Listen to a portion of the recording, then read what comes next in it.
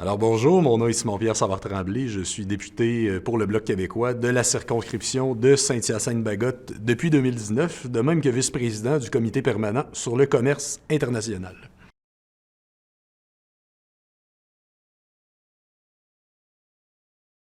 Pourquoi je me suis porté candidat aux élections?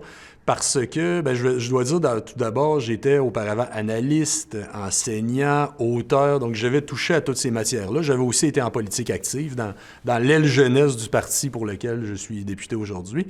Et je savais à ce moment-là que j'allais y revenir un jour.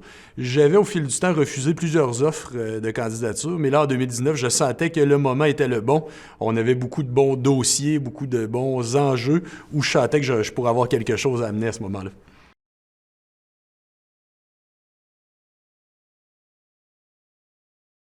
Je vous dirais que j'ai eu assez peu de temps pour apprendre mon travail parce que 4 mois plus tard est arrivée la pandémie. Chose qui arrive une fois par 100 ans. Là, ça nous arrivait dans le contexte d'un apprentissage d'une fonction.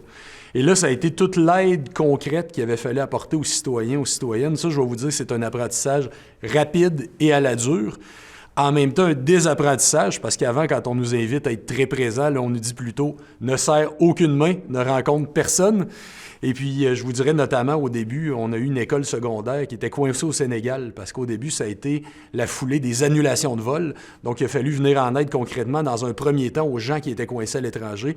Puis des parents nous appelaient en panique. Quand on a réussi à faire suffisamment d'efforts pour travailler avec l'école, pour réussir à faire venir leur classe qui était coincée, ça, je vais vous dire que ça m'a rendu fier.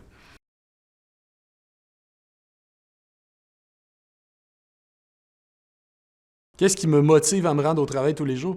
Je vous dirais qu'il y a 3 aspects à ma fonction. N'importe quel député vous dirait qu'il y en a 2. Il y a le travail en circonscription et il y a le travail au Parlement. Moi, je vous dirais aussi qu'il y a le travail à l'étranger parce que, étant porte-parole en commerce international, je suis un des députés qui fait beaucoup de missions, qui voyage beaucoup. Je vous dirais que les 3, là, ce sont des fonctions totalement différentes, mais j'apprécie les 3 sur un pied d'égalité. Il n'y a rien qui est mieux ou qui est plus utile que l'autre, c'est juste sur un pied d'égalité.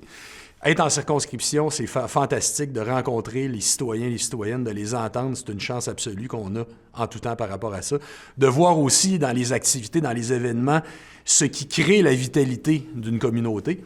Puis au Parlement, bien sûr, c'est de faire avancer concrètement les dossiers. Même chose dans les missions à l'étranger quand on va rencontrer nos vis-à-vis d'autres parlements.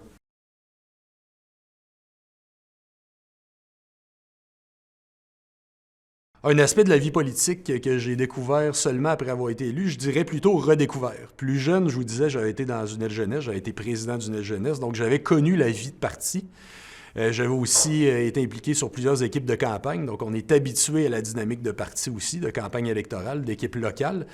Et par contre, j'étais quand même ce qu'on pourrait appeler un agent libre depuis un certain temps. J'étais essayiste, j'étais chroniqueur, animateur. J'étais habitué à régler moi-même mes problèmes, si je puis dire. Là, de réapprendre la dynamique d'équipe, la dynamique de parti, ça a été quand même un réapprentissage, mais aujourd'hui, ça va très bien, là.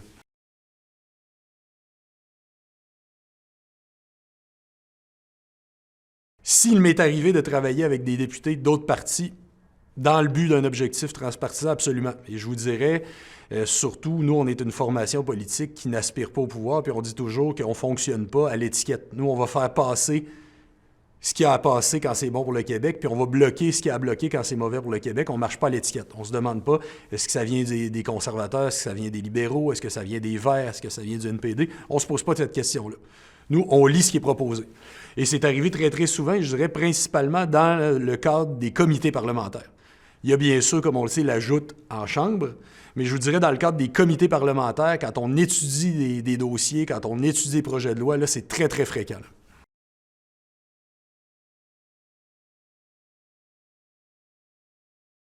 Quels sont les plus grands défis auxquels fait face la démocratie aujourd'hui?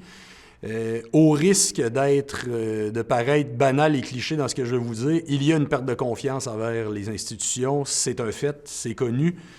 Je crois qu'on peut déjà redonner sans doute espoir en restant toujours près de nos électeurs, de nos électrices, ne pas seulement les solliciter une fois par élection et par la suite se faire oublier, toujours être prêt, toujours garder contact, toujours répondre aux questions. Il faut se rappeler qu'on est redevable.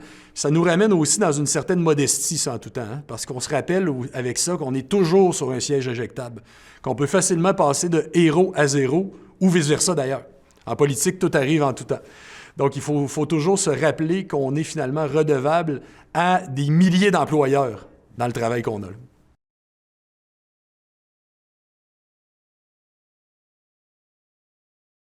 Qu'est-ce qui me redonne espoir envers la prochaine génération? Je dirais que c'est une génération qui est très entreprenante, qui est indépendante, qui ne demande pas la permission avant d'agir. Puis ça, c'est beaucoup d'avantages, là, parce qu'on nous a longtemps parlé des Québécois qui courbaient l'échine. Là, on a des jeunes qui ont un front de bœuf, comme on le dit en bon québécois, qui n'ont pas peur de foncer la tête haute. Par contre, mise en garde, il faut éviter l'attitude du « tasse-toi mon oncle », comme on dit. Les générations d'avant ont quelque chose à nous apprendre aussi. Il faut que ces générations plus anciennes aussi apprennent qu'il y a des nouvelles façons de faire, ne pas rejeter la jeunesse. Mais aussi, il ne faut pas que la jeunesse rejette nos aînés, parce que ces gens-là ont une expérience de vie, ont des belles choses à nous dire aussi.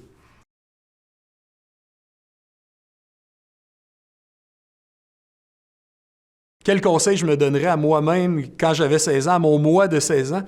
À l'époque, je me voyais déjà un jour faire ce que j'allais faire là, mais je me suis jamais dit qu'il fallait que ça soit une carrière à tout prix, quelque chose qu'il fallait débuter dans un premier lieu.